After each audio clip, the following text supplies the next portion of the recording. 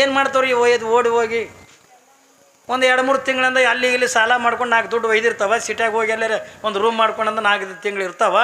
ಇದ್ದು ಕೂಡ ನೀವು ಕುರ್ಬಲ್ ರೊಕ್ಕ ಮುಗಿತು ದುಡಿಲಕ್ಕಂತೂ ಮೊದಲೇ ತಾಕತ್ತಿಲ್ಲ. ಹೊಳ್ಳಿ ಮತ್ತೆ ಊರಿಗೆ ಬರ್ತಾವೆ. ಊರಿಗೆ ಬಂದು ಯವ್ವ ನಮ್ಮಲ್ಲಿ ಒಂದು ಹುಡುಗಿ ಐನ ಡಿಗ್ರಿ ಅಂದ ಬೆಂಗ್ಳೂರಿಗೆ ಮಾಡ್ತೀನಿ ಅಂತಂದ. ಬ್ಯಾಡ ತಂಗಿ ಇಲ್ಲೇ ಕಲಬುರಗಿಯಾಗ ಮಾಡು ಅಂದ್ರೆ ಇಲ್ಲ ನಾ ಬೆಂಗ್ಳೂರಿಗೆ ಮಾಡ್ತೀನಿ ಡಿಗ್ರಿ ಮಾಡ್ತೀನಿ ಅಂತ. ಆಯ್ತು ಬಿಡು ಮಗಳು ಆಸೆ ಪಟ್ಟಳ ತಂದು ಇದಕ್ಕೆ ಒಯ್ದು ಬೆಂಗ್ಳೂರಿಗೆ ಇಟ್ಟು 1 ವರ್ಷ ಆಗಿತ್ತು.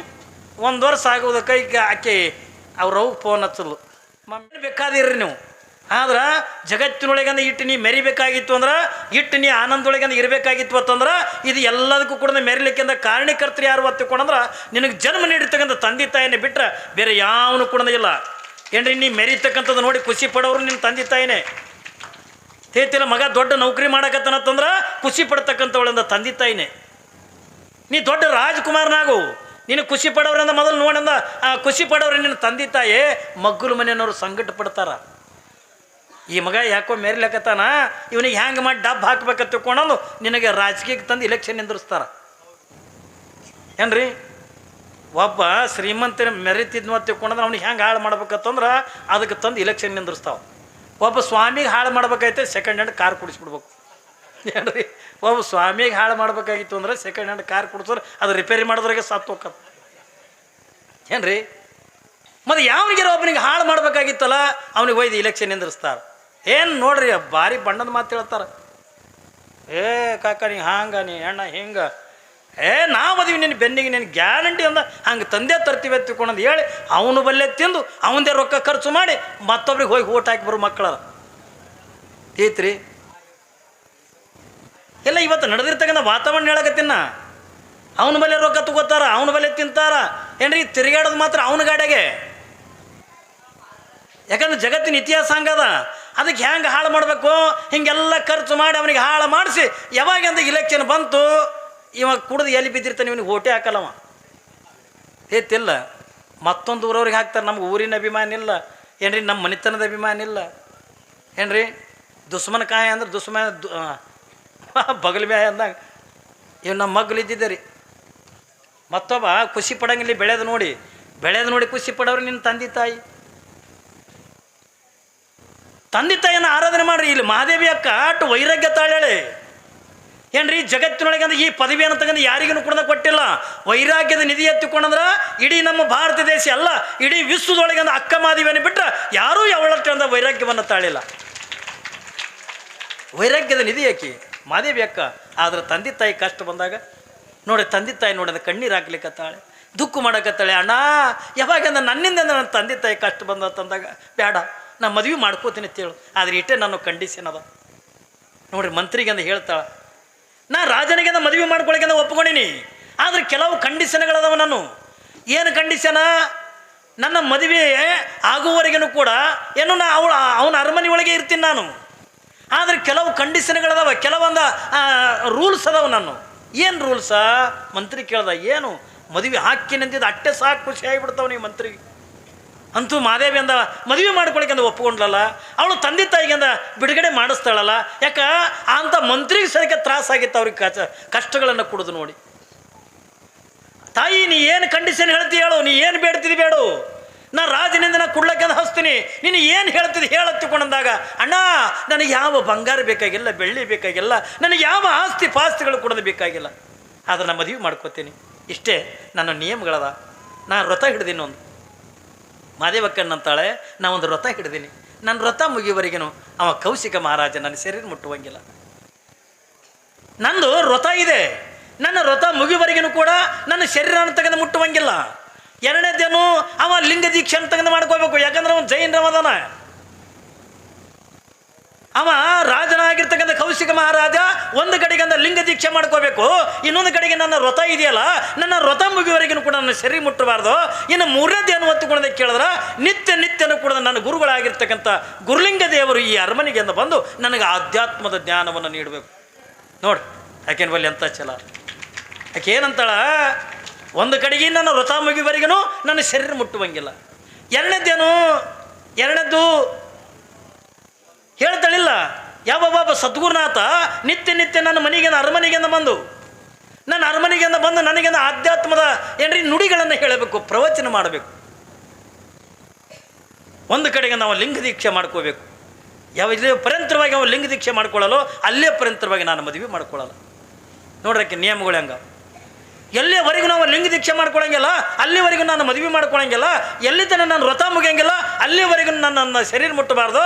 ಇನ್ನು ಮೂರನೇ ದೇವನು ಗುರುಗಳಾಗಿರ್ತಕ್ಕಂಥ ಗುರುಲಿಂಗ ದೇವರು ನಿತ್ಯ ನಿತ್ಯ ಬಂದು ಈ ಮನೆಗಿಂದ ಪಾಠ ಪ್ರವಚನ ನಡಿಬೇಕು.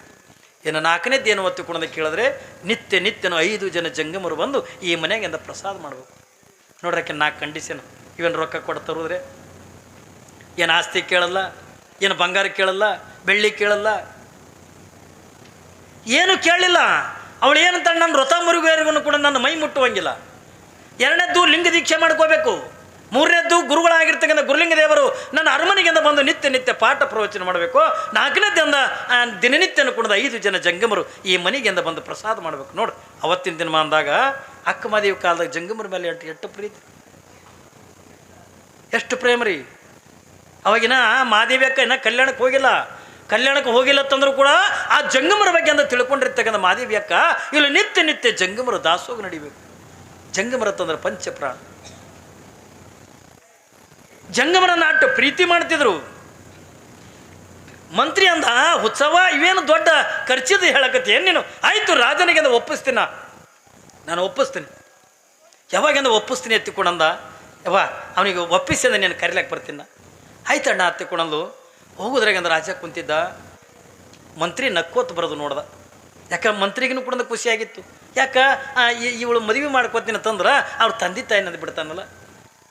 ಸ್ವಲ್ಪ ದಿವಸದಾಗಿ ನಾನು ತಂದೆ ತಾಯಿ ಅಂದ ಸ್ವರಿಗೆ ಅಂದ ಸಣ್ಣಾಗಿದ್ರು, ಸಾಯು ಸ್ಥಿತಿಗೆ ಬಂದಿದ್ರು. ಯಾಕೆ ಹೊಟ್ಟೆಗೆ ಅನ್ನನೇ ಇಲ್ಲ, ನೀರೇ ಇಲ್ಲ ತಂದಾಗ ಏನ್ರಿ ಎಲ್ಲಿತನ ಬದುಕ್ತದ್ರಿ ಮನುಷ್ಯನಿಗೆ ನಾವು ಹೊಟ್ಟೆಗೆ ಅನ್ನ ಬೇಕು. ಶ್ರೀಮಂತರಿರಲಿ, ಬಡವರಿರಲಿ, ಸ್ವಾಮಿಗಳಿರಲಿ, ಶರಣರಿರಲಿ, ಸಂತರಿರಲಿ, ಯಾರಿದ್ರು ಕೂಡ ಹೊಟ್ಟೆಗೆ ಅನ್ನ ನೀರನ್ನು ತೆಗೆದು ಬೇಕೇ ಬೇಕು. ಈ ಜೀವ ಭೂಮಿ ಮೇಲೆ ಬದುಕಬೇಕಾಗಿತ್ತು. ಯಾವಾಗಿಂದ ಸ್ವರಿಗಿಂದ ಸಣ್ಣಾಗಿದ್ರು, ಮಂತ್ರಿಗಿಂದ ಖುಷಿಯಾಗಿತ್ತು. ಯಾವಾಗಿಂದ ಮಂತ್ರಿಯಿಂದ ನಕ್ಕೊಂತ ಬಂದ, ಬರೋದ್ರೊಳಗಿಂದ ರಾಜ ಕೇಳ್ದ, ಏನ್ರಿ ಕೌಶಿಕ ಮಹಾರಾಜ ಕೇಳ್ತಾನೆ, ಏನು ಮಂತ್ರಿ ಇವತ್ತು ಯಾಕೋ ಉಲ್ಲಾಸದೊಳಗಿಂದ ಹೊಂಟಿದೆಯಲ್ಲ, ನಕ್ಕೊಂತ ಹೊಂಟಿದೆಯಲ್ಲ ತಿಳ್ಕೊಂಡಂದಾಗ ಮಂತ್ರಿ ಅಂತಾನೆ, ಪ್ರಭೋ ನಾ ಒಂದು ಮಾತು ನಿನಗೆಂದ ಹೇಳಿಬಿಟ್ಟಿನಿ ಎತ್ತಿಕೊಂಡ್ರ ನನಗಿಂತ ಹೆಚ್ಚಿಗೆ ನೀ ನಗ್ತಿದಿ ಅಂದ. ನಾ ಒಂದು ಮಾತು ನಿನಗೆಂದ ಹೇಳಿದ್ರೆ ನನಗಿಂತ ಹೆಚ್ಚಿಗೆ ನೀ ಖುಷಿ ಪಡ್ತಿದ್ದಿ. ಅಂಥ ಮಾತು ಏನು ಹೇಳ್ತಿದಿ ಅಂದ. ಏನಿಲ್ಲ, ಮಾದೇವಿ ನಿನ್ನ ಮದುವೆ ಮಾಡ್ಕೊಳಕ್ಕೆ ಒಪ್ಕೊಂಡಳ ಅಂದ. ಎಷ್ಟು ಖುಷಿ ಆಗ್ಬೇಕ್ರಿ ರಾಜನಿಗೆ. ನಾ ಹೇಳಿನಲ್ಲೇ ನಿನ್ನೆ, ಕಾಮಾತುರಾಣಂನ ಭಯಂನ ಲಜ್ಜೆ. ಖುಷಿ ಆಗಿಬಿಡ್ತು. ಎಷ್ಟು ಆನಂದ ಆಗ್ಲಿಕ್ಕಿಲ್ರಿ. ಒಬ್ಬ ಸಿನಿಮಾ ಹೀರೋನಿಂದ ಬಂದೆ ಅಂದ್ರೆ ನಾನು ನಿನ್ನ ಮದುವೆ ಮಾಡ್ಕೊತೀನಿ ಅಂದ್ರೆ ಖುಷಿ ಆಗೋದಿಲ್ಲ ಅಂತ ತರುಣ್ರಿ. ಹಾಂ, ಖುಷಿ ಆಕೈತಿಲ್ಲ. ಹಲೋ, ಏಸೊಬ್ಬ ಹೋಲಕತ್ತಾವ ನೋಡ್ರಿ. ಇಲ್ಲಿ ನೀವು ಕೇಳಕತ್ತಿರಲಿ. ಈಗ ಅದು ಸಿಟನ್ಕಿತ್ತ ಹಳ್ಳಿಯಾಗ ಭಾಳ ನಡೆದದ. ಈಗ ಸಿನಿಮಾ ನೋಡೋದು, ಅದು ಯಾವುದೋ ಒಂದು ಸಿನಿಮಾ ಬಂದಿತ್ತು ರೀ, ಅದು ಹಾಂ ಚೆಲುವಿನ ಚಿತ್ತಾರತ್ತ. ಚೆಲುವಿನ ಚಿತ್ತಾರ ಸಿನಿಮಾ ನೋಡಿ ಏಸೋ ಬಾಕ್ ಬರಲಿ ಬಿದ್ದು ಅದು ಹೋಗಿ ಏನು ರೀತಿ 4 ತಿಂಗಳು 6 ತಿಂಗಳು ಇರ್ತಾವೆ ಇವ್ರ ಬಲ್ಲೆ ದುಡಿಲಕ್ಕೆ ತಾಕತ್ತಿಲ್ಲ. ಏನ್ರಿ ಈಗ ಅದೇನಂತಾರಲ್ಲ ಸೊಂಡ್ಯಾಗಂದ ಇದು ಇಲ್ಲ. ಏನು ಮಾಡ್ತಾವ್ರಿ ಓಡಿ ಹೋಗಿ ಒಂದು 2-3 ತಿಂಗಳಿಂದ ಅಲ್ಲಿ ಇಲ್ಲಿ ಸಾಲ ಮಾಡ್ಕೊಂಡು 4 ದುಡ್ಡು ಒಯ್ದಿರ್ತಾವ. ಸಿಟ್ಯಾಗ ಹೋಗಿ ಎಲ್ಲರ ಒಂದು ರೂಮ್ ಮಾಡ್ಕೊಂಡಂದು 4 ತಿಂಗಳು ಇರ್ತಾವ. ಇದು ಕೂಡ ನೀವು ಕುರ್ಬಲ್ ರೊಕ್ಕ ಮುಗಿತು, ದುಡಿಲಕ್ಕಂತೂ ಮೊದಲೇ ತಾಕತ್ತಿಲ್ಲ. ಹೊಳ್ಳಿ ಮತ್ತೆ ಊರಿಗೆ ಬರ್ತಾವ. ಊರಿಗೆ ಬಂದು ಯವ್ವಾ ನಮ್ಮಲ್ಲಿ ಒಂದು ಹುಡುಗಿ ಐನ ಡಿಗ್ರಿ ಅಂದ ಬೆಂಗ್ಳೂರಿಗೆ ಮಾಡ್ತೀನಿ ಅಂತಂದ. ಬ್ಯಾಡ ತಂಗಿ ಇಲ್ಲೇ ಕಲಬುರಗಿಯಾಗ ಮಾಡು ಅಂದ್ರೆ, ಇಲ್ಲಿ ನಾ ಬೆಂಗ್ಳೂರಿಗೆ ಮಾಡ್ತೀನಿ, ಡಿಗ್ರಿ ಮಾಡ್ತೀನಿ ಅಂತ. ಆಯ್ತು ಬಿಡು, ಮಗಳ ಆಸೆ ಪಟ್ಟಳ ತಂದು ಇದಕ್ಕೆ ಒಯ್ದು ಬೆಂಗ್ಳೂರಿಗೆ ಇಟ್ಟು 1 ವರ್ಷ ಆಗಿತ್ತು. 1 ವರ್ಷ ಆಗೋದಕ್ಕೆ ಈಗ ಆಕೆ ಅವ್ರವ್ಗೆ ಫೋನ್ ಹಚ್ಚಲು, ಮಮ್ಮಿ ಅಂದು. ಏನ ತಂಗಿ, ನನಗೀಗ 4 ರಾಗದ ಅಂದ್ಲು.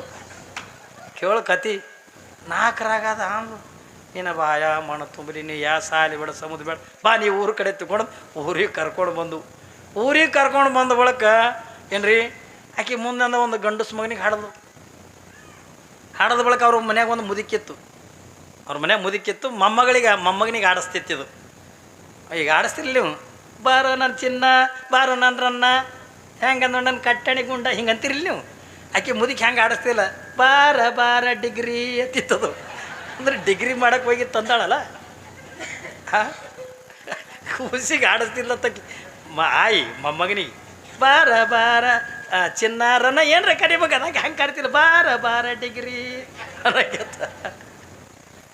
ಯಾಕಂದ್ರೆ ಡಿಗ್ರಿ ಮಾಡಕ್ಕೆ ಹೋಯ್ತಂದಾಳಲ್ಲ. ಪರಿಸ್ಥಿತಿ ಎಲ್ಲಿ ಬಂದಾವಂತೀರಿ ನೀವು? ಹಿಂಗಾಗಿನ ಬಾಕ್ ಬಾರ್ಲೆ ಬಿದ್ದು ಜೀವನ ಅಂತ ತೆಗೆದು ಹಾಳು ಮಾಡ್ಕೊಂಡು ಹೊಂಟಾರೆ. ಎಲ್ಲಿ ತನ ತಂದೆ ತಾಯಿ ನೋಡಿರ್ತಕ್ಕಂಥದ್ದನ್ನೇ ಅಂಥ ಹುಡುಗನಿಗೆ ಮಾಡ್ಕೋಬೇಕು, ತಂದೆ ತಾಯಿ ನೋಡಿರ್ತಕ್ಕಂಥ ಹುಡುಗಿನ್ನೇ ಮದುವೆ ಮಾಡ್ಕೋಬೇಕು ಅಂದಾಗ ಮಾತ್ರ ಅಂದ 100 ವರ್ಷದ ಬದುಕ ಚೆನ್ನಾಗಿಂದ ಸಾಗ್ತದ. ಇಲ್ಲ ಇದು ನಡಬರ್ಕೆಂದು ಬಿದ್ದು ಮುರ್ಕೊಂಡು ಹೋಗ್ಬಿಡ್ತದೆ.